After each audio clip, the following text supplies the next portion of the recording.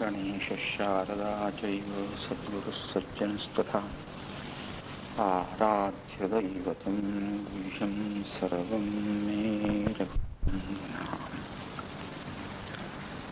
गुरुं गणपतिं दुर्गां भास्करं शिवमच्युतं ब्रह्माणं गिरिजां लक्ष्मीं वाणीं वन्दे।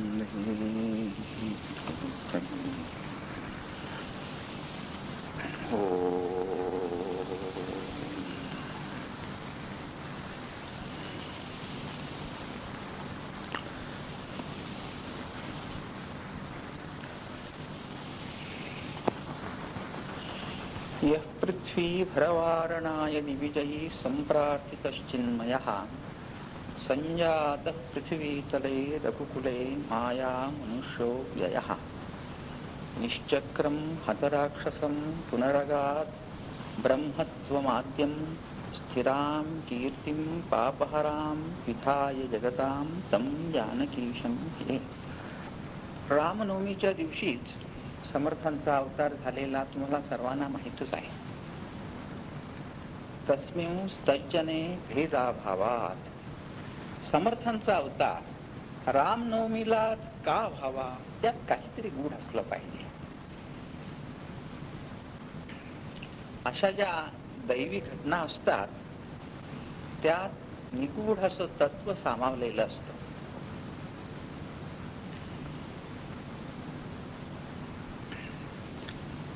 श्री समर्थ हे मारुतींचे अवतार. कलौ युगे जनिष्यमाण मंदबुद्धि मानवान् निमज्जतो भवाम्बुधौ विलोक्य योनुकंपया मरुत्सुतो नृदेह धृक् बभूव बभ्रुचाङ्कुले गुरो नमामि रामदास पादपङ्कजं च. मरुत्सुतो नृदेह धृक् मारुतीरायांचा अवतार हे सर्व प्रसिद्धच आहे. तस्मिं स्तज्जने भेदाभावात हे नारद भक्ती सूत्र आहे. देवभक्तात भेद नसतो हे दाखवण्याकरताच समर्थांचा अवतार रामनवमी दिवशी झाला.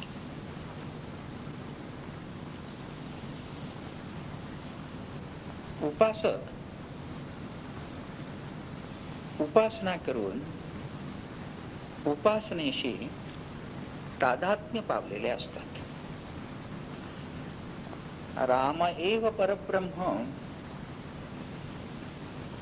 हे जसं म्हणजे रामच परब्रह्म हे जसं, तसंच रामदासोपी परब्रह्म.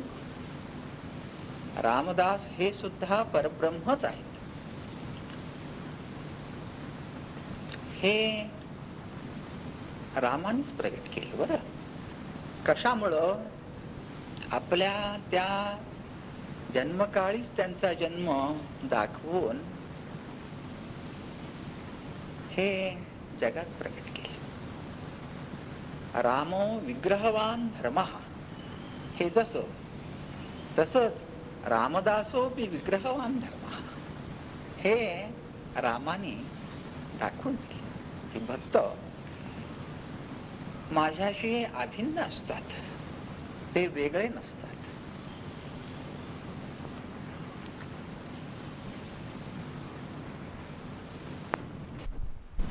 कृतायुगीचा राम आला कलीला असंच वर्णन केलंय.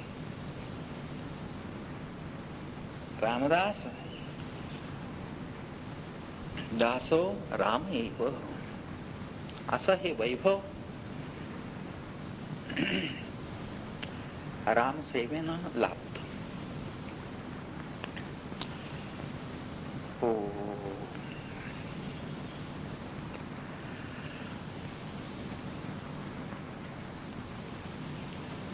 राम आणि भक्त वेगळे असू शकत नाही. तो आत्मा राम आहे.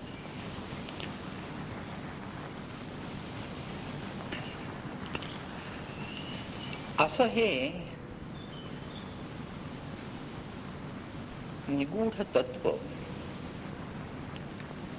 रामनवमीच्या दिवशीच समर्थांचा,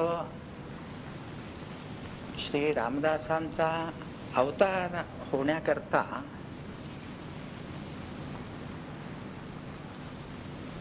दैवी लीला म्हणून संघटित झाले.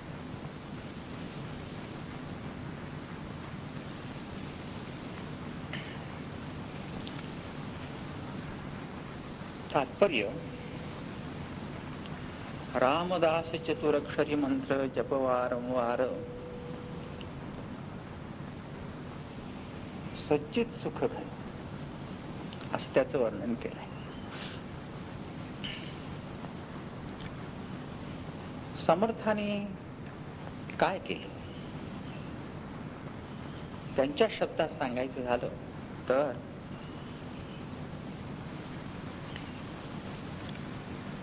देव धर्म गो ब्राह्मण याचे करावया संरक्षण, हृदयस्थ झाला नारायण प्रेरणा केली. त्यांच्या जीविताचं हे सार आहे. देव धर्म गो ब्राह्मण, देव आस्तिक्य बुद्धी उत्पन्न करून देवाचं भक्तवात्सल्य दाखवून, देव हा निर्गुण निराकार जसा आहे तसाच तो सगुण साकारही पण आहे. तो भक्तांकरता अवतार घेतो आणि भक्त रक्षण करतो. धर्माची स्थापना हेच त्याच्या अवताराचं मुख्य लक्षण आहे.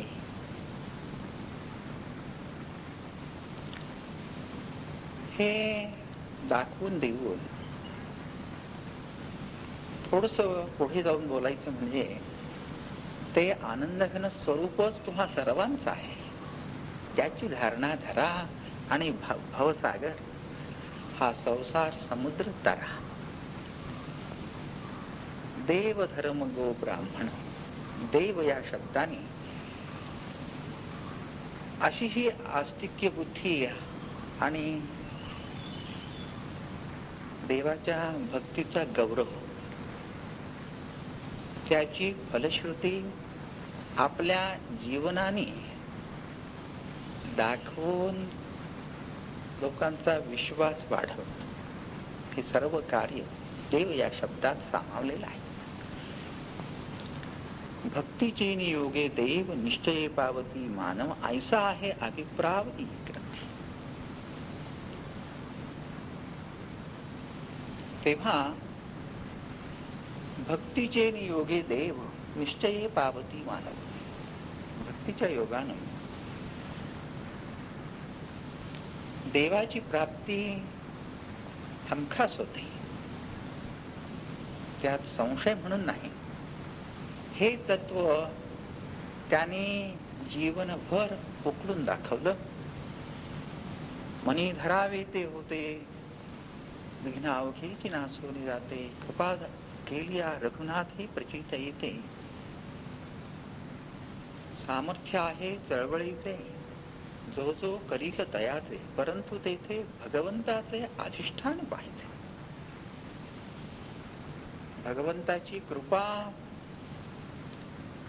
हा अर्थ सामान्यपणे झालाच, पण याहून पुढे जायचं म्हणजे भगवंताचं ऐक्य, भगवत रूप होऊन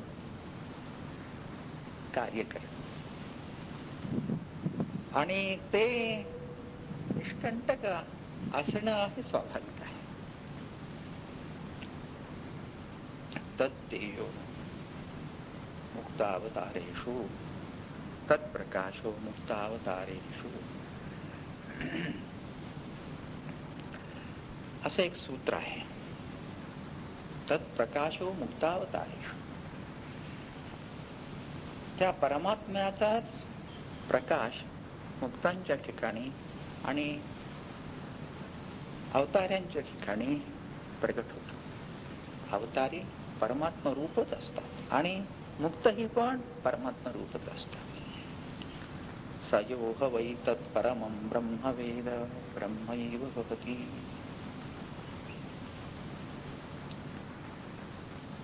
यः ब्रह्मवेद स ब्रह्मैव भवति. जो त्या परमात्म्याला ओळखतो, जाणतो, आत्मरूप म्हणून निश्चित करतो, तो परमात्माच होतो. कारण परमात्मा अद्वितीय आहे. परमात्मा जगत कारण आहे. परमात्म्यापासूनच सृष्टी झाली असल्यामुळं अगदी खरंच सांगायचं म्हणजे सृष्टीतला जडचेतन विभाग अवघा परमात्मा रूपच आहे. विश्वम यदेतत् परमात्मा दर्शन. श्रीरामाने रामगीतेत सांगितलं आहे, विश्व हे परमात्मा दर्शन आहे. असं मंगल रूप विश्वाचं आहे.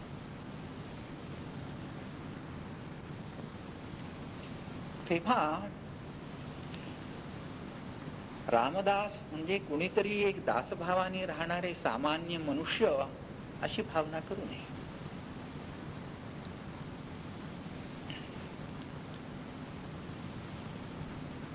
रामदास या नावातही पण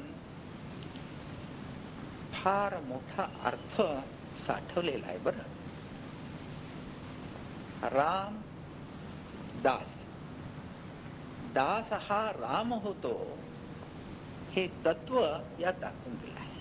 आणि हे रामदास हे नाव ठेवलंय कुणी हे तुम्हाला माहित आहे. आणि तसलंच पाहिजे, रामानेच ठेवलंय. रामदासा असं संबोधून उपदेश केला आहे.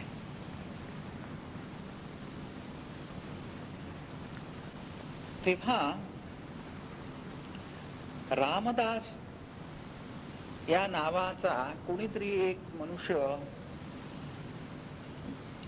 काही काळापूर्वी 200-300 वर्षापूर्वी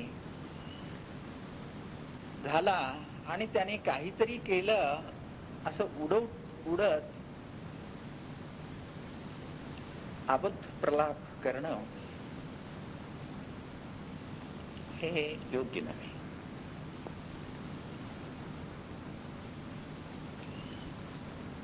काहीतरी बोलणं हे विवेकानं साधत नाही आणि कोणी तसं करतही नाही, करूही नये. समर्थांचं ज्ञानवैभव, सामर्थ्यवैभव, वैराग्यवैभव आणि विश्वोद्धाराची उत्कटता, अखंड लागलेली कळकळ,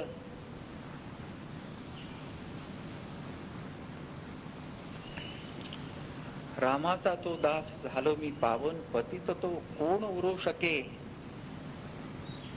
अशी अघटित धमक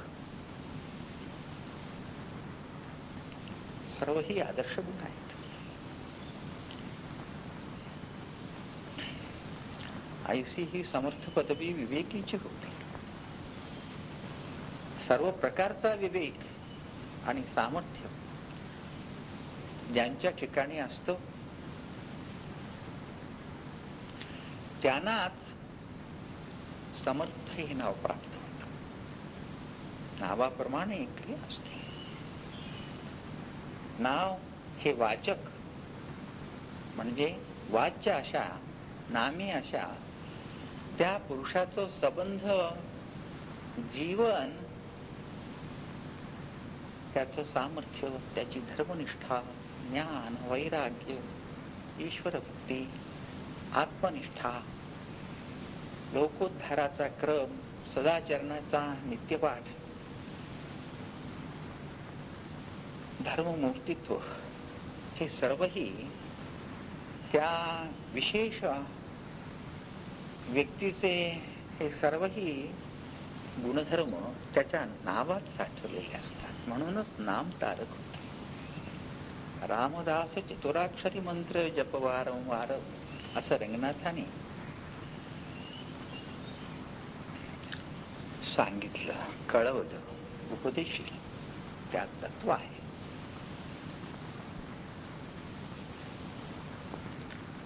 तेव्हा आई चिंता वाहतो विश्वाची. विश्वाची चिंता वाहण्याचा प्रारंभ बाल्यातच झाला. बरं, हे अवतारांचं लक्षण. बालपणीच त्यांचे ते कार्य प्रगट होतं. मुलाचे पाय पाळण्यात दिसतात म्हणून एक म्हण आहे ना. तेव्हा संबंध जीवनात त्यांनी काय साधलं? बालपणी, अगदी त्यांच्या बालपणीच ते प्रगट झालं. तेच लक्षण सर्व जीवनभर.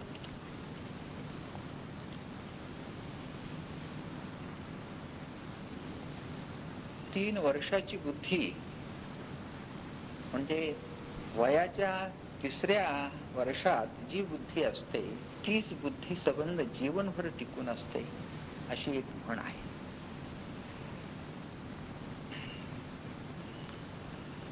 तेव्हा समर्थाने काय केलं? लोकांची चिंता वाढली.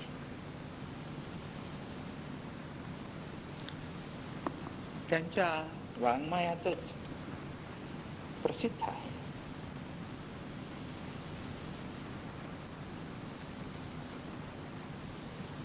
देवस्थान भ्रष्टली वगैरे त्यांच्या वाङ्मयातच प्रसिद्ध झालं नाही का?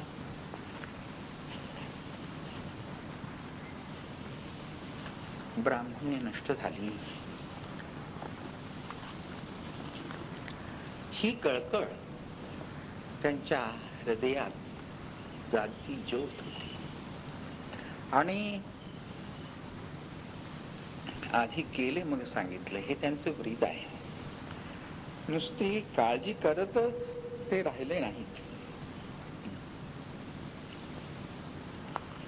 तीर्थे क्षेत्रे ती मोडली, ब्राह्मण स्थाने भ्रष्ट झाली, सकळ पृथ्वी आंदोळली, धर्म गेला.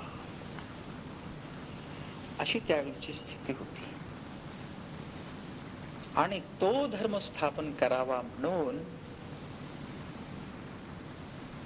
ते जीवनभर झटले. मग झालं काय शेवटी? आनंद वनभूवन. सर्वही आनंदित, आनंद झाला आणि तो त्यांनी पाहिला.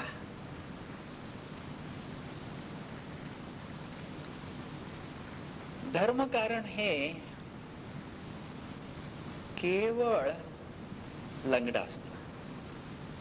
लंगडा असत म्हणण्यापेक्षा धर्म या शब्दात धर्म विश्वस्य जगत प्रतिष्ठा, विश्वाचं त्राण, संरक्षण, आश्रय, जीवन म्हणजेच धर्म. आणि त्यात परमात्म तत्व साठवलं असल्यामुळं त्याला लंगडा म्हणता येत नाही. पण त्या धर्माची, धर्मकारणाची सेवा करणारं राजकारण असलं, राजकारण,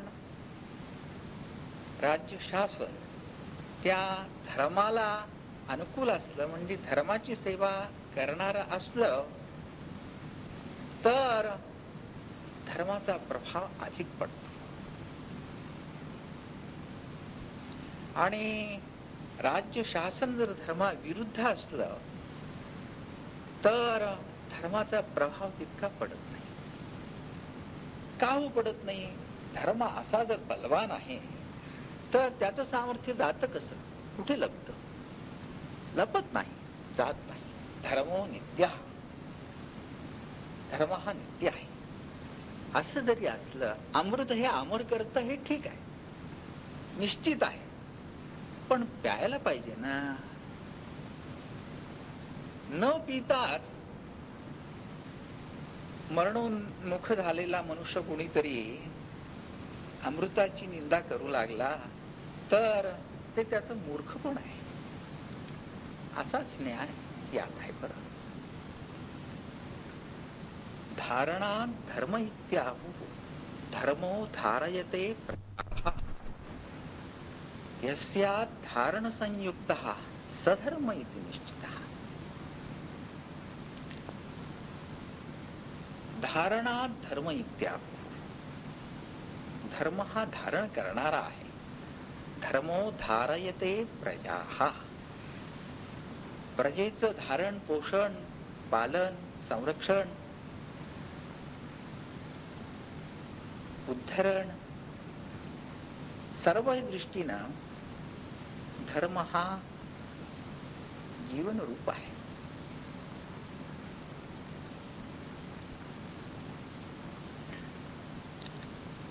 हे सर्वही धारण पोषणादी आता सांगितलेले जीवनोपाय धर्माच्या साहाय्यानं आश्रयानं आणि कृपेनंच घडून येतात.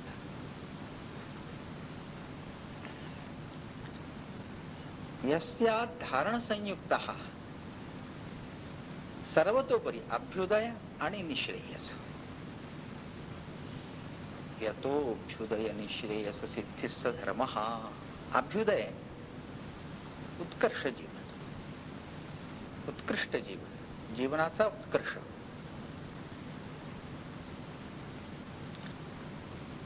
सर्व प्रकारची दैवी संपत्ती आणि ऐहिक संपत्ती, समृद्ध जीवन याला अभ्युदय असं म्हणतात. निष्कंटक आणि समृद्ध जीवन याला अभ्युदय असं म्हणतात. आणि निश्रेयस म्हणजे दैवी संपत्ती ही पण तिथे असावी लागते, मोक्ष साधनही पण असावं लागतं.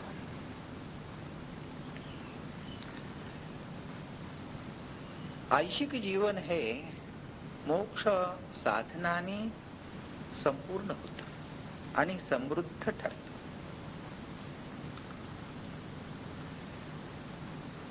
या दृष्टीनं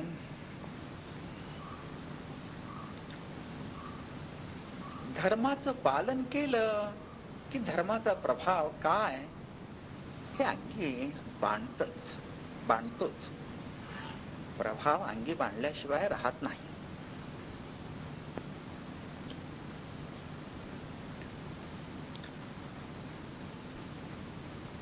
तेव्हा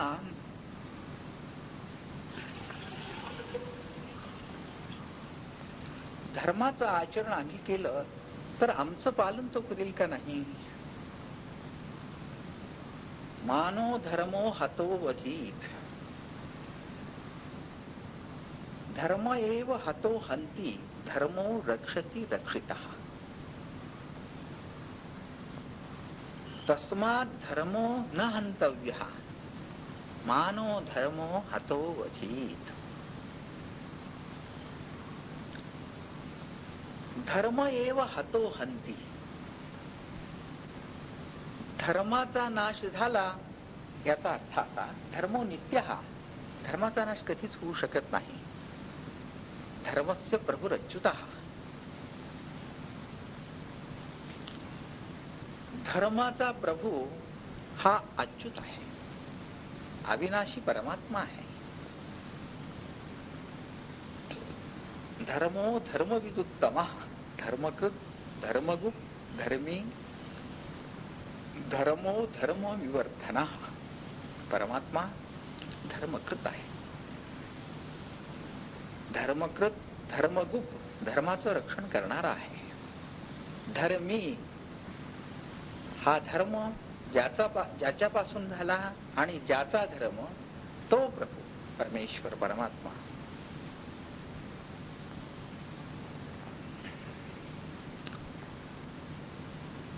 धर्मो धर्म विवर्धनः, धर्मरूपानेही पण परमात्माच आहे आणि धर्म विवर्धना हा धर्म वाढवणाराही पण परमात्माच आहे.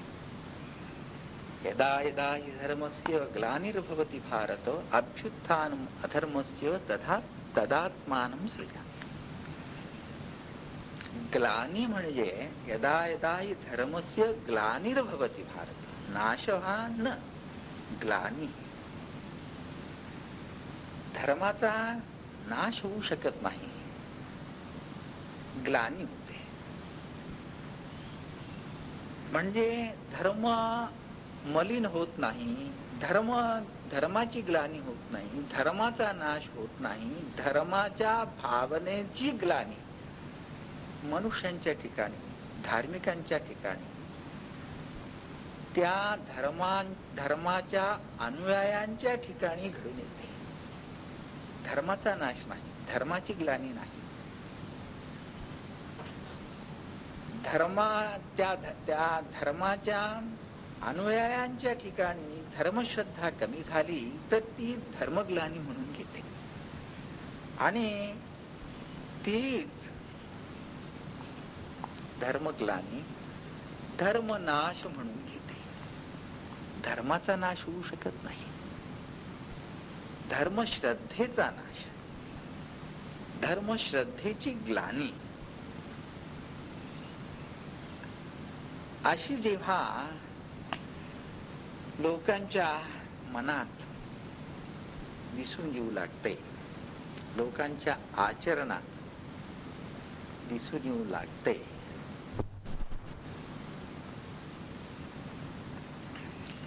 अशी ही धर्मग्लानी झाल्यानंतर परमात्म्याचा अवतार होतो.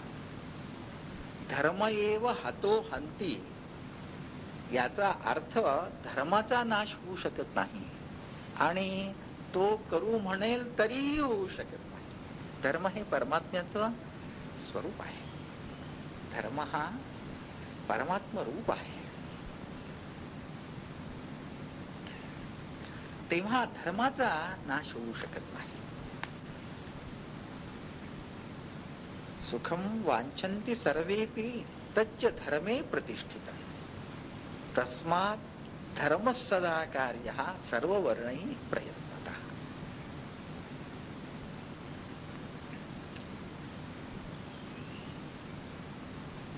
तेव्हा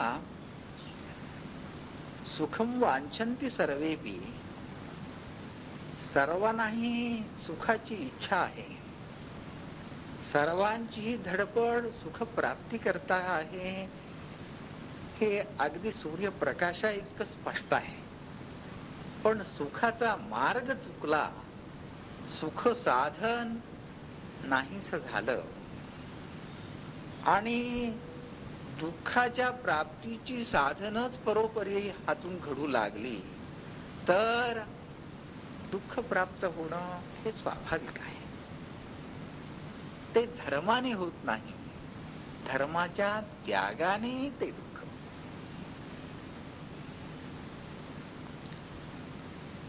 सुखम वांछन्ति सर्वेपि तच्च धर्मे प्रतिष्ठितम्.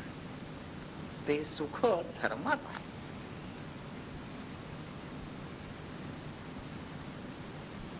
तस्मात् धर्म सदा कार्य. धर्म कशाला पाहिजे हो? सुखा करता पाहिजे हो. सुख पाहिजे असेल तर धर्म पाहिजे.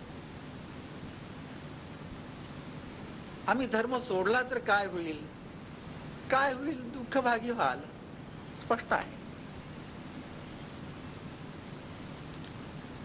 निधर्मी राज्य पद्धती चालवली तर काय होईल? आता असलेली परिस्थिती कोणी कुणाचं ऐकत नाही, बेबंदशाही माजली आहे.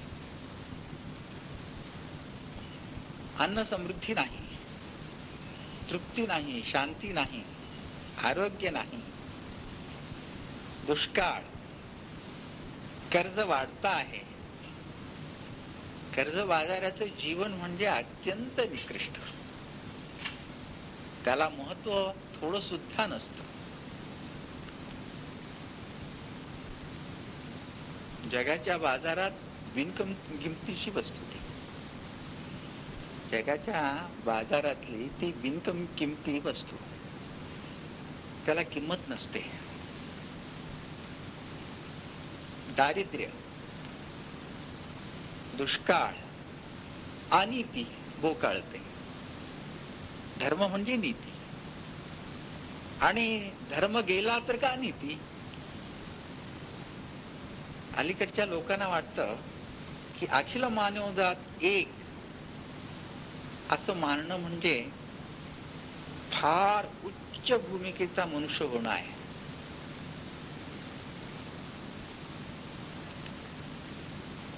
या तत्व ही साठवलं आहे, नाही असं नाही, पण ते तत्व समजून वागणारी माणसं थोडी.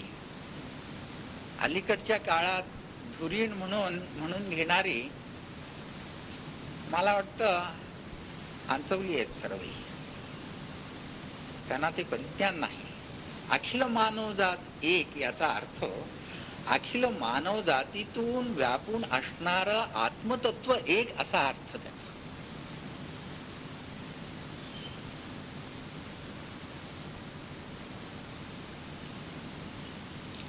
मानवजात एक असं होऊ शकत नाही. सर्वही एक असं हे ज्ञानाने धारणेत असावं. तत्व विवेकाने, आत्मविवेकाने धारणेत असण्याचा गुण आहे. तो सरसगट आचरणात आणण्यासारखा गुण नव्हे. कसा नव्हे? मी म्हणतो, मनुष्यात उंच मनुष्य असतो, खुजा मनुष्य असतो. सर्व मनुष्य एक करा, एकाच उंचीची करा. काही मनुष्य बुद्धिमान असतात, काही अगदीच मूर्ख असतात. करा सर्वांना मूर्ख तरी करा, सर्वांना शहाणे तरी करा.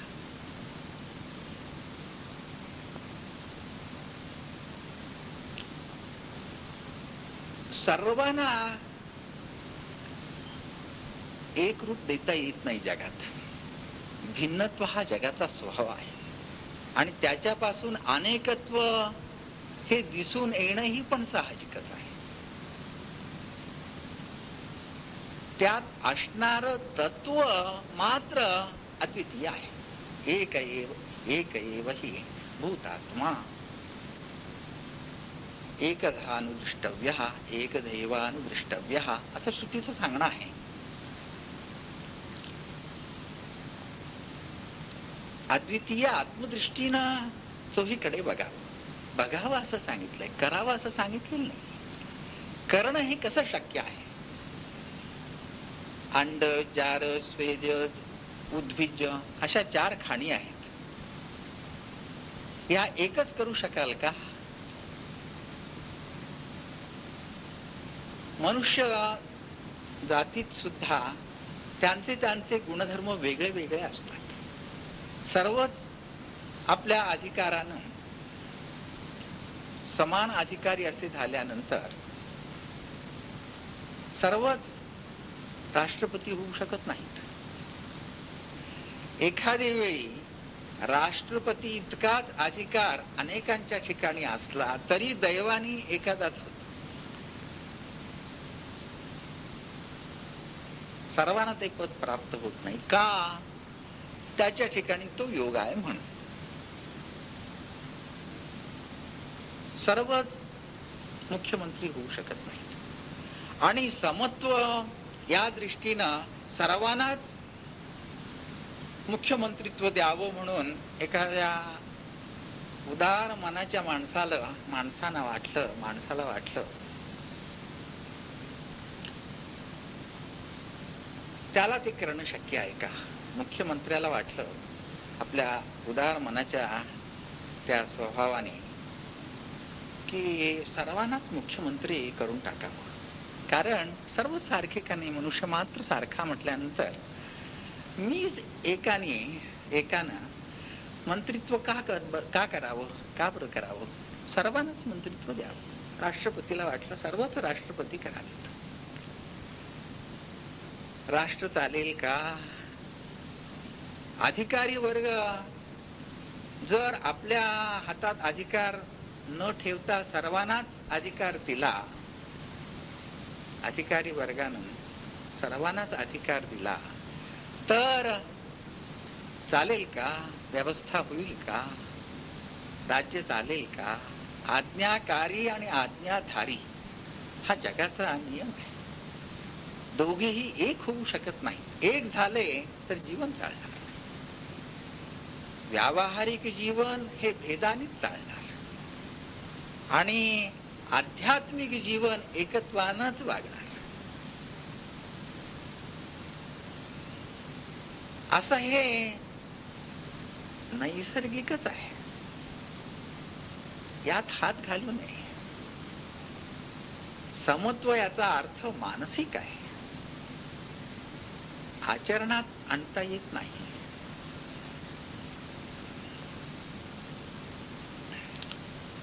अन्न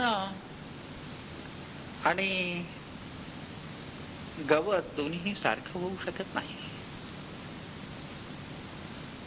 अन्नच पाहिजे माणसांना.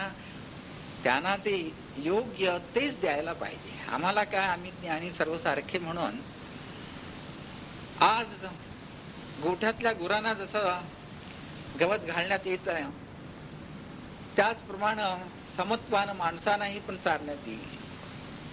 असं जर प्रसिद्ध केलं तर होईल का ते साध्य? मनुष्य जगतील का?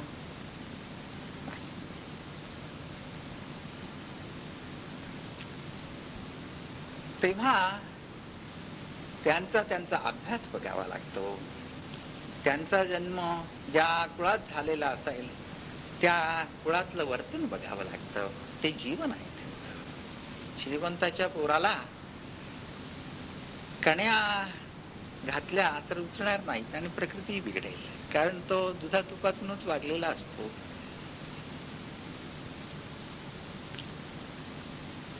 म्हणजे मनुष्याला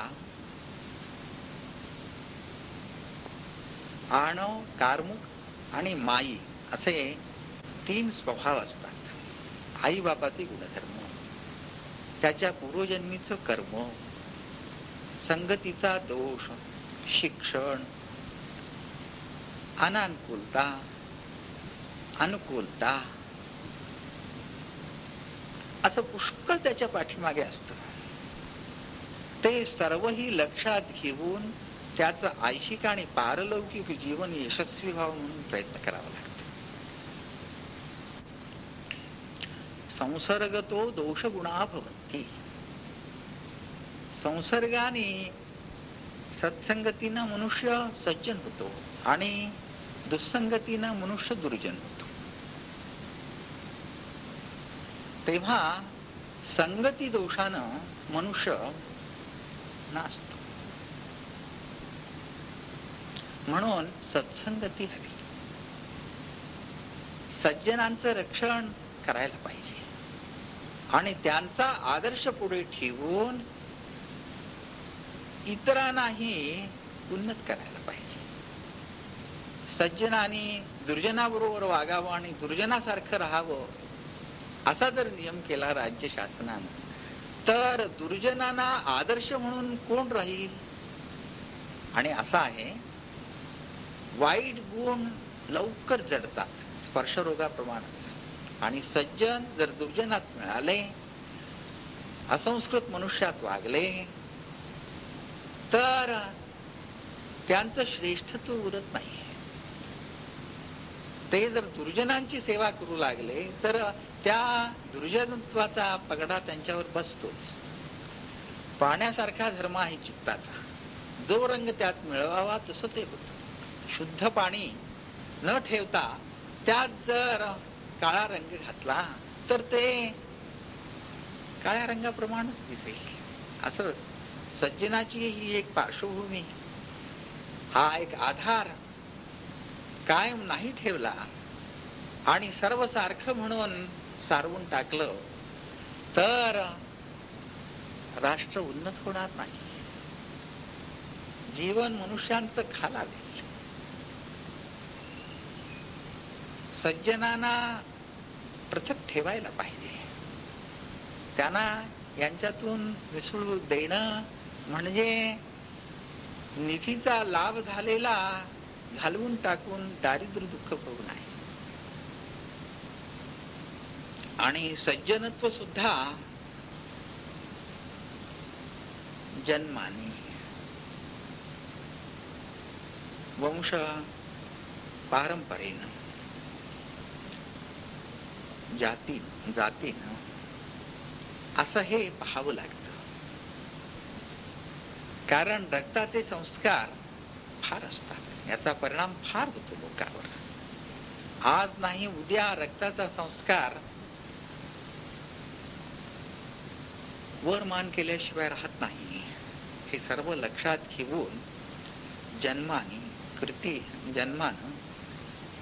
कृतीनं, शिक्षणानं, स्वभावात जो उन्नत आहे त्यालाच पुढारी पण शोधतो. राज्य शासन तोच करू शकतो जो धर्मिष्ठ आहे. धर्म म्हणजे नीतिमान आहे. विष खाऊन मी अमृत प्यालो आहे असं जर कोणी मानेल तर विषाचा परिणाम झाल्याशिवाय राहील का? अधर्म आचरून हाच धर्म मानून जर लोक वागू लागले तर अधर्माचं फळ जे दुःख ते झाल्याशिवाय राहील का? धर्म एव हातो हंती, याचा अर्थ धर्माची ग्लानी, धर्माचा आश्रय सुटला, आधार सुटला. आधार सुटल्यानंतर आधेयाची काय स्थिती होते, काय गती होते? आधेय नष्ट होत.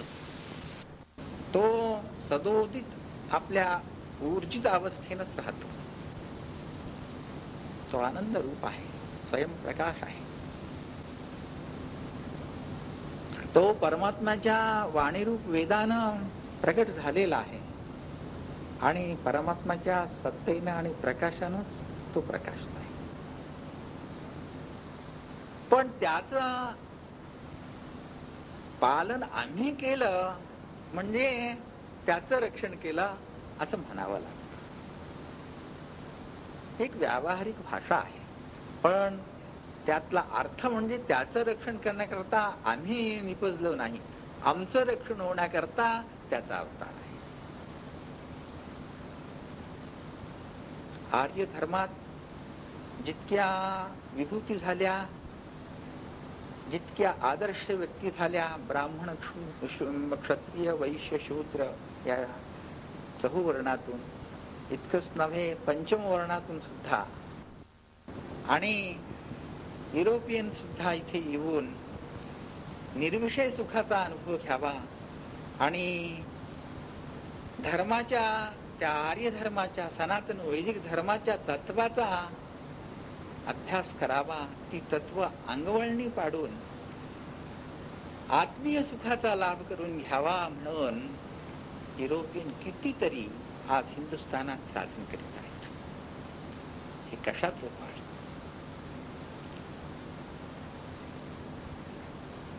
आर्य धर्म, वैदिक धर्म म्हणजे विस्तार आहे, त्यात काही अर्थ नाही, तो धर्म सोडा, एकंकार करा असं म्हणणारा मनुष्य म्हणजे समाजकंटक, देशद्रोही आणि स्वपरघातक आहे. असं असू नये. एकंकार गोलंकार करूच नाही. समाज जर स्वस्थ असायला पाहिजे, त्याचं जर पोषण करणं हे राज्य शासनाचं कर्तव्य आहे, तर धर्माच्या बाबतीत राज्य शासनानं हात घालणं म्हणजे प्रजेला दुःख देणं आहे, प्रजेची अवनती करणं आहे. आणि त्या राज्यशासनाला भिवून धर्म विरुद्ध वागणं म्हणजे आपलं अकल्याण करून घेणं आहे. आणि पुन्हा अशा निधर्मी अशा राज्य शासनाचा आश्रय आपल्याला लाभून आपली कीर्ती वाढते किंवा गौरव प्राप्त होतो, मोठेपणा वाढतो म्हणून भ्रामक कल्पना करून घेऊन जर कुणी महात्मेही असं करू लागले धर्म सोडून आणि आपल्या अधिकारानं म्हणा किंवा विद्वत्तेच्या जोरावर म्हणा, पदाच्या जोरावर म्हणा, धर्मभ्रष्टता माजवू लागले तर ते आत्मद्रोही आहेत. उद्धरेद आत्मनात्मानं नात्मानं साधयेत आत्मैव ह्यात्मनो बंधू आत्मैव रिपुरा. आपलेच ते घातकी होतात. पहा, ऐहिक जीवन हे 2 दिवसाचं आहे आणि याच्या पुढचं अस्तित्व मात्र अनंत कालाचं आहे. त्या अनंत कालात आपण सुखी कसे होऊ हा प्रश्न मानव जाती कुठे आहे. आणि त्या दृष्टीनं पाप ते पापच, दुष्ट ते दुष्टच, अनिती ती अनितीच, दुःख ते दुःखच, अधर्माने दुःख आणि धर्माने सुख होत आहे. सुख होत तर धर्माने वागू, कृतकृत्य होणं आणि त्याप्रमाणे दुसऱ्याला त्याचा उपदेश करणं हे जीविताचं ध्येय आणि जीवन आहे. तेव्हा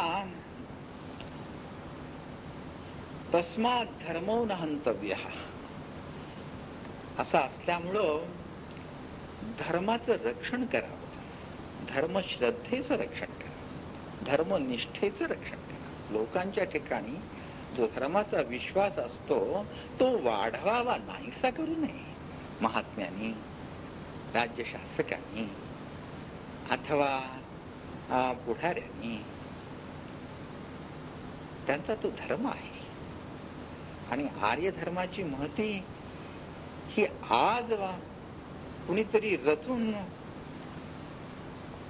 वाढवली आहे अशातला भाग नाही.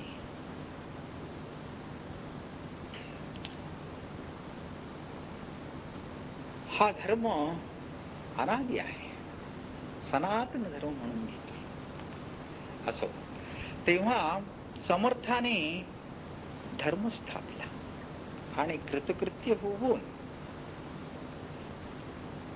त्यांनी आपली कीर्तिध्वजा कायम ठेवून, कीर्तिदेह सूर्यासारखा तेवत ठेवून, प्रकाशित ठेवून आपल्या त्या ब्रह्मस्वरूपात लीन झाले अथवा मारुती रूपाने राहिले. असं आज वेळ नाही, 2-3 प्रवचन आहेत.